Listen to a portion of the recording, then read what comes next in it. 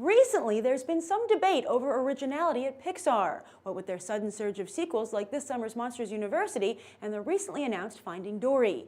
Then again, it's hard to argue against such moves, as Toy Story 3 is the most successful animated movie of all time, at least at the box office. But for us champions of originality and quality, one of our most damning pieces of evidence against Pixar is its Cars movies. Cars got just a 74% on Rotten Tomatoes, while Cars 2 rocked a 38%. Cars is also one of the few Pixar films not to win the Oscar for Best Animated Feature, while Cars 2 wasn't even nominated. Yet once again, the box office and the overall marketplace made a pretty strong counter-argument. Turns out little kids love Cars. So much so that Disney built an entire Cars land at their California Adventure theme park, which I have to admit is pretty nice. I had a great time eating at Flo's V8 Cafe, watching the cars go by on Radiator Springs Racers before riding it myself. And the line was so long, we ended up opting for the single rider's line. But Disney is convinced there is still more money to be made off of the franchise. That's the Disney Toon Studios spin-off, Planes.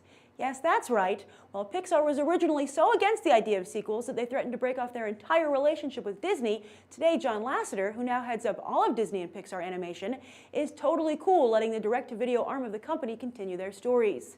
And the animators behind other sequels like Beauty and the Beast, The Enchanted Christmas, and Pocahontas 2 aren't taking any chances, sticking to the Cars formula like wheels to the edge of a hairpin curve or a bug to a windshield. Substituted for Owen Wilson as Lightning McQueen, Dane Cook as Dusty Cropper. Instead of Paul Newman as mentor Doc Hudson, we've got Stacy Keach as mentor Skipper Riley. And while Bonnie Hunt played love interest Sally Carrera, here we've got Julia Louis-Dreyfus as Rochelle.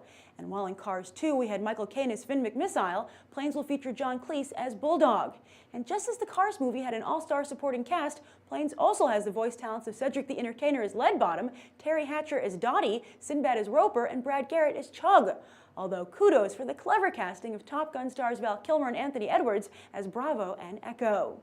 Disney Toon Studios also deserves some praise for getting another one of their films upgraded from direct-to-video to theaters, such as the Tigger movie and Return to Neverland. And Disney is feeling so good about Planes, they're already planning Planes 2, Fire and Rescue. I can see the toys now. What do you think? Is Planes just good business, or do you think originality and creativity are still in danger over at Pixar? And if they're going to copy Cars, where the heck is their Mater stand-in? Like it or not, he is arguably the star of the whole franchise. Write your thoughts down below. I'm Grace Randolph, and this has been a Movie Bite. You can watch more right now.